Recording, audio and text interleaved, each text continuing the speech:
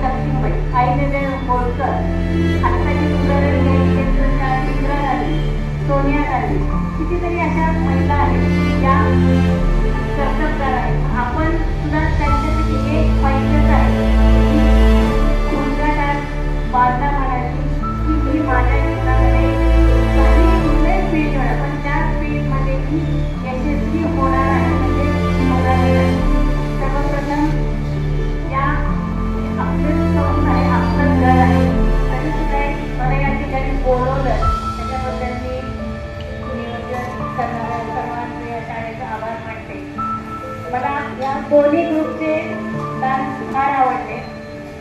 त्याच्यात मला आता असं कळलं की एक डान्स त्यातल्या 2 मुलींनी बसवलेला आहे, बरोबर आहे का? त्यांचं यादीनंतर त्या दोन्ही ग्रुप करता मी माझ्यातर्फे 1,000 बक्षीस जाहीर करते.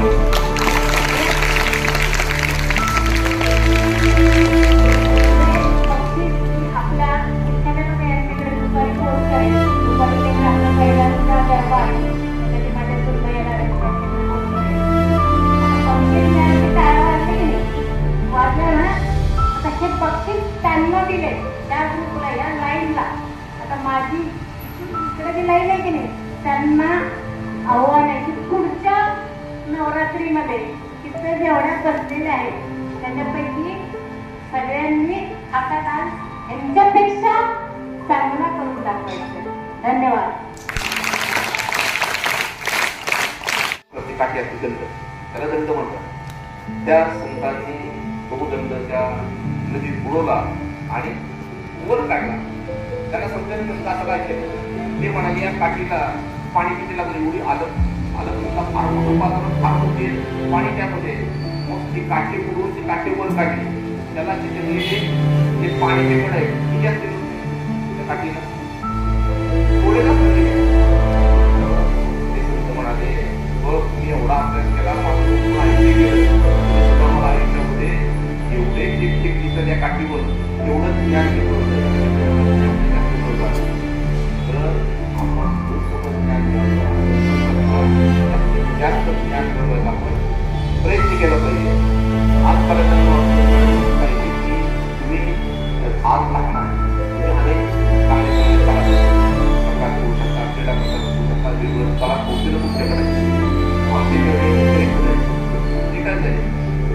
पहिल्यापासून चौथीला स्कॉलरशिप मिळाली. स्कॉलरशिप मिळाल्यानंतर टीचर वापर करायला लागलं, त्याची निवडणूक काढली गेली. मग त्यांना प्रत्येक चांगलं कला परिस्थिती झाली. मग फार मोठा अभ्यास केला त्याने. आता कलेक्टर झाले, कलेक्टर निवडून झाले. कलेक्टरमध्ये त्यांना खूप सारं काम, सारखं काम काम काम सगळं काहीच नाही. आणि मग रिटायर झाल्यानंतर त्यांना वाटायला लागलं की आता आपण थोडंसं रिकामं झालं, रिटायर करू. आणि नंतर मग त्यांनी वाटलं त्यांना की लहानपणी मला चित्रकार करायचं, मला एक वाद्य वाजवायचं होतं, ते विसरतो. आता मला शिकायचं. त्याला बऱ्याच ठिकाणी ऑफर झाले की तुम्ही रिटायर झालं तर तुम्ही आमच्याकडे येऊ शकता, चांगल्या ते म्हणाले नाही, आता एकदा नोकरी संपली, आता याच्या पुढे तुम्हाला आणि ते मग क्लासला गेले.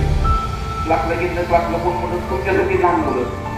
मग ते त्यांना सांगतात की आजोबा अहो ते तो असा काढायचा, असा काढलेला चुकतो, काका हा तुमचा स्वर चुकतो, असा नाही तो असा वाजवायचा, असं त्यांना सांगायला लागले. त्यांना आश्चर्य वाटायला लागलं की नवीन पिढी किती प्रगल्भ आहे, किती हुशार आहे नवीन पिढी.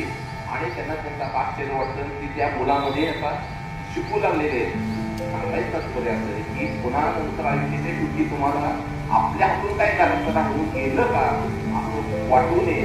त्या पद्धतीने तुम्ही आत्तापासून शाळेत शिकत असताना आपल्या अंगीत असणाऱ्या वेगवेगळ्या कला कौशल्य तुम्ही मॅडमला सांगा. मॅडमच्या हातून त्यांना विचारायची की माझी गती कशात आहे.